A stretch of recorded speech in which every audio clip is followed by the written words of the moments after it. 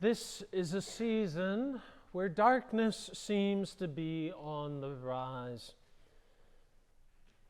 On a very literal level, at least here in the northern hemisphere, the light continues to fade as we approach the winter solstice. The days grow shorter, while the darkness persists a little longer each night. Now, of course, we employ all sorts of tricks and tactics to convince ourselves that we are not afraid of the dark. We put up artificial lights and flip the switch to make it through the night. But despite our best efforts, we still get a little worried when the lights go out and we're forced to stare into the darkness. Now we know, on the one hand, of course, that the one true light has come into the world and that the darkness has not overcome it. We proclaim this as an act of faith, as an act of trust, even when sometimes it doesn't feel that way. Yet we would be only deceiving ourselves to deny that darkness entirely. I recall some years ago now, my son tagging along on his bicycle as I squeezed in an early evening run one winter. It was getting late, but he had begged to come along for the adventure. Having started a little later than expected, the daylight was quickly fading.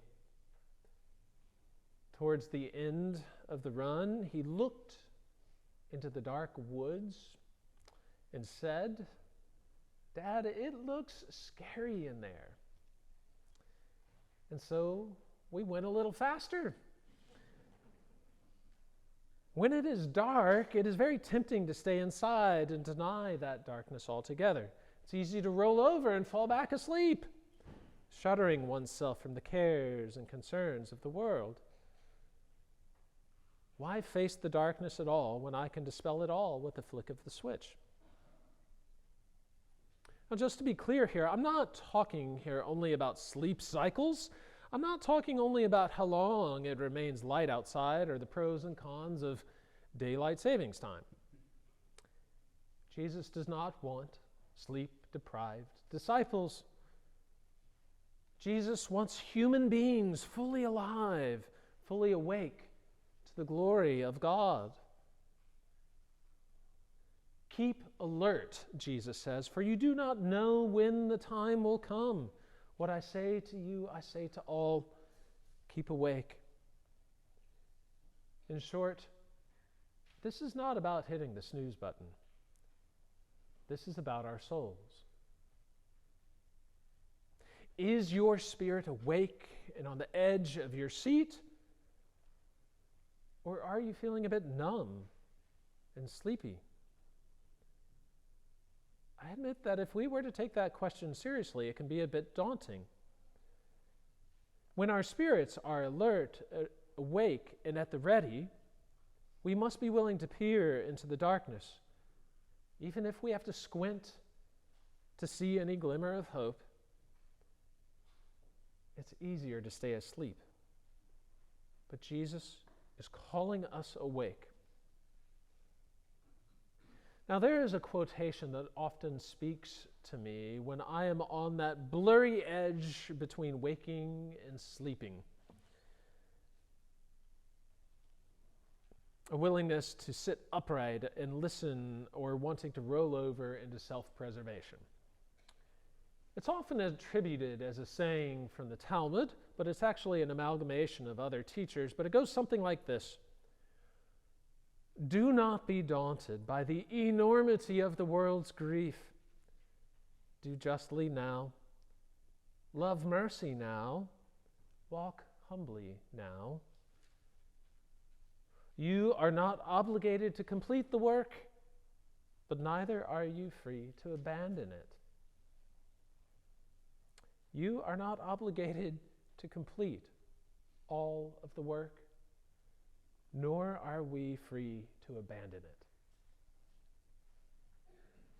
When Jesus tells his disciples to keep awake, he's not providing them with a magic potion or miracle cure to fix all ills for all time. He's telling them to care enough about other people to be willing to show up. Maybe be willing to be a little disturbed, to wake up and to do something about it. When Jesus tells us to keep awake, he's not telling us to observe a perfect Hallmark holiday card, Hallmark movie kind of December. He's not talking about finding that perfect gift for that special someone. He's talking about giving those things that money simply cannot buy. A gift like a long look in the eye followed by the words, "I love you." Make it awkward. Gifts that money cannot buy, like forgiveness when someone hurts us. Gifts like trusting someone even when that seems scary. The Advent admonition to keep awake means to cast off the works of darkness by putting on the armor of light. That collect for this first Sunday in Advent is a collect of Thomas Cranmer, who urged his people to pray that prayer every single day during Advent. Love, forgiveness, reconciliation, these are the kinds of things that money cannot buy. And this is what we as children of light do. During these dark days, when the rest of the world insists that everything must be merry and bright, we who are bearers of the true light must be willing to enter the darkness for those who find this time of year particularly challenging. Just ask anyone who has lost a loved one how the holidays can bring into sharp relief the pain of that loss again.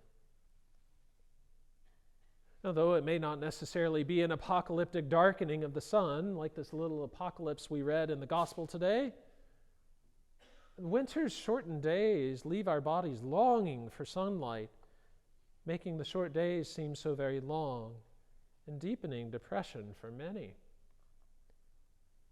The light and warmth of love can feel dim, and hope can be very hard to come by for some during the holidays. So perhaps St. Mark's Advent vision isn't so far off. When there's poverty, sickness, suffering, or death, these things can and certainly do darken our skies and turn our worlds upside down. And it is into such dark and cold places that the prophet Isaiah cries aloud, "Oh, that you would tear open the heavens. Oh, that you would come down so that the mountains would quake as when fire kindles, when water boils." Isaiah was longing for those injustices of exile to be redressed.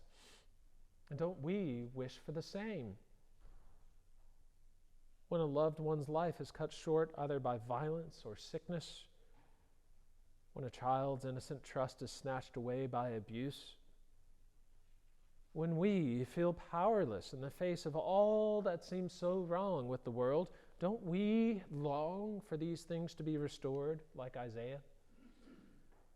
Don't we each, in our own way, long for the Advent, the coming of Christ? Whether we are lost in the wanderings of our own grief or bound up by our daily routines, during this time of Advent, we are told emphatically that there will be a time. There will be a time. And as a matter of fact, that time could come at any moment when God will come and make all things right with the world. In the meantime, Pope Francis once put it this way. He said, "We pray for the hungry, and then we feed them. That is how prayer works. We visit the lonely. We pray for the lonely, and then we go and visit them. This is how prayer works. We find those places of darkness, and then we take that light. This is how prayer works. This is how God begins to make all things right in the world, that God's will might be done on earth as it is in heaven, as we pray each and every Sunday. And so today, in the midst of this darkness, we light just one candle. It is, after all, the first Sunday of Advent. We make one small act of kindness.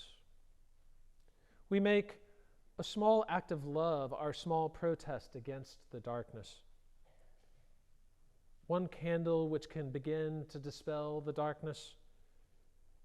And the more that we each light our candles together, the less chance that darkness has to drive us apart. My friends, Advent is here. Christ is coming. Let us keep awake.